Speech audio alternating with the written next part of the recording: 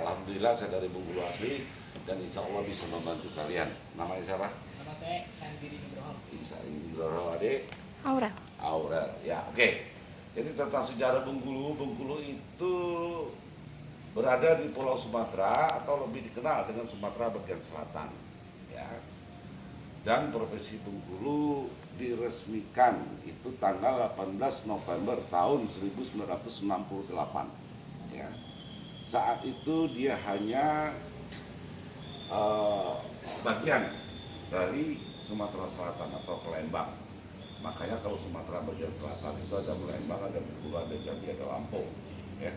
Sebelumnya dia adalah masuk ke wilayah Sumatera Selatan dengan ibu kotanya Palembang. Nah sekarang Bengkulu juga dengan ibu kotanya tetap Bengkulu. Ya. Nah perkembangan belakangan ini Bengkulu juga mengikuti sebagaimana program pemerintah, yaitu sampai dengan sekarang Bengkulu artinya sudah berusia 51 tahun, ya, 51 tahun dengan perkembangan pemerintahannya, satu provinsi, 9 kabupaten, 1 kota, dan nama ibu kotanya tetap ibu kotanya Bengkulu. Itu Bengkulu secara keseluruhan. Ya. Nah, Bengkulu banyak mengalami penjajahan atau asimilasi, percampuran penduduk, ada Inggris, ada Belanda, ada Jepang dan sebagainya. Juga percampuran dari masyarakatnya juga ada Cina, ada Banten, ada Bugis, ya. Hampir semua ada Melayu, Padang dan sebagainya. Itu karena pengaruh dari zaman penjajahan. Mungkin bukan hanya Bengkulu, termasuk seluruh Indonesia mengalami peristiwa seperti itu sebelum tahun 1968. Ya. Oke, itu sekilas. Nanti kalian bisa lihat lagi, bisa browsing di di internet, bisa sejarah Bengkulu panjang dan detail ya. Kalau ini kan gambarannya aja. Ya. Oke, nah tentu di mana wilayah, di mana daerah itu mempunyai suatu kebiasaan pola hidup masyarakat atau sering juga bagaimana adat istiadat atau budayanya. Yuk kita simpulkan saja, Bengkulu itu adalah pertama, yang perlu kalian ketahui, masyarakatnya adalah beragama Islam atau Muslim 90% lebih. Selainnya menganut agama yang sah di Indonesia.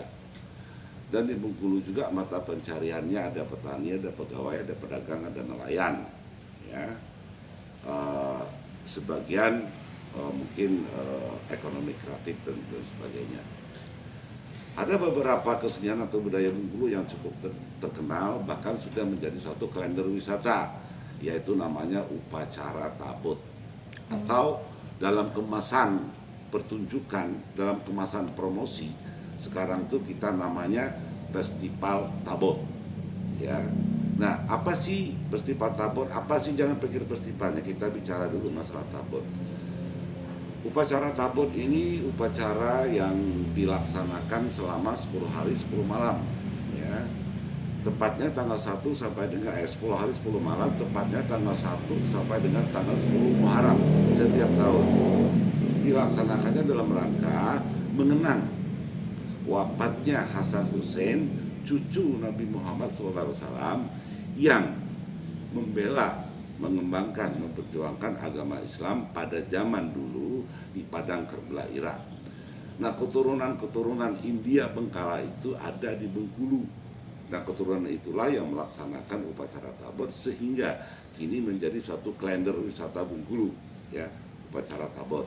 Nah, di dalam upacara Tabut itu banyak kegiatannya. Ada pertunjukan keseniannya, ada bazarnya, ada musiknya. Nah, antara lain musik yang satu kesatuan dengan upacara Tabut itu adalah musik dol. Nanti kalian bisa browsing, ya. Musik dol itu merupakan kesenian yang ada di dalam upacara Tabut itu. Tahun ini insya Allah di Muharram itu kalau nggak salah kita jatuh di bulan September, ya, itu tetap dilaksanakan secara kontinu. Nah, Tabut ini ada dua karakter, ya. Ada sifatnya yang upacara ritualnya oleh para keturunan, gitu kan.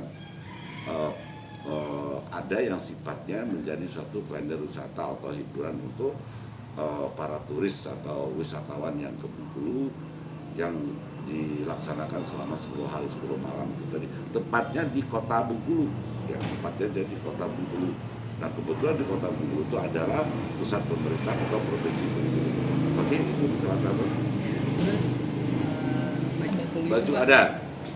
Baju adat Bengkulu banyak dipengaruhi oleh warna-warna dari Melayu atau sedikit warna-warna dari Cina ya. Yang ada warna merah, kuning, dan hijau. Dinamakan baju adat Bengkulu itu adalah baju bertabur. Ya.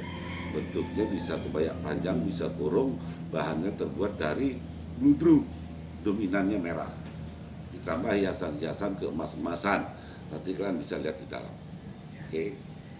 Selanjutnya alat musik Pak. Alat musik tadi udah kita singgung, nanti juga kalian bisa browsing. Alat musik salah satunya yang tren sekarang, bahkan sudah go internasional, itu adalah alat musik namanya dol. Dol ini terbuat dari bonggol kelapa yang ditutupi dengan kulit sapi, sudah dikemas, ditata dengan sedemikian rupa sehingga dia menimbulkan suatu suara yang unik. Bahkan di dunia hanya Bengkulu yang punya. Nanti kalian bisa browsing, bisa lihat, ya itu sudah nyebar. Cuman sayangnya, ya mungkin generasi sekarang itu kalau browsing tidak pernah browsing masalah daerah, ya.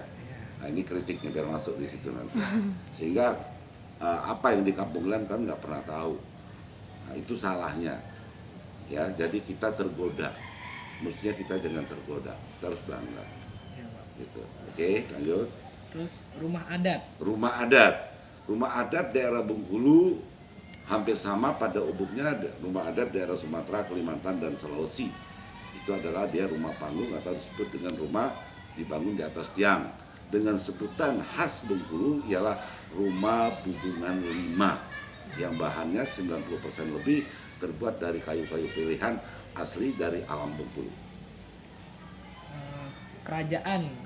Kerajaan pada zaman dulu di Bengkulu itu ada kerajaan kecil, tapi tidak begitu tersohor seperti kerajaan-kerajaan di Pulau Jawa. Misalnya kita ada kerajaan Sungai Serut, ada kerajaan Rimau, gitu kan. Ada beberapa kerajaan kecil yang dulu itu mereka banyak bersamaan dengan kerajaan-kerajaan yang ada di Sumatera, ya, yang dari Sumatera Barat, ada yang dari Aceh. Yang cukup terkenalnya adalah kerajaan Sungai Serut. Oke Pak, cuman segitu aja. Oke, terima kasih. Semoga bermanfaat.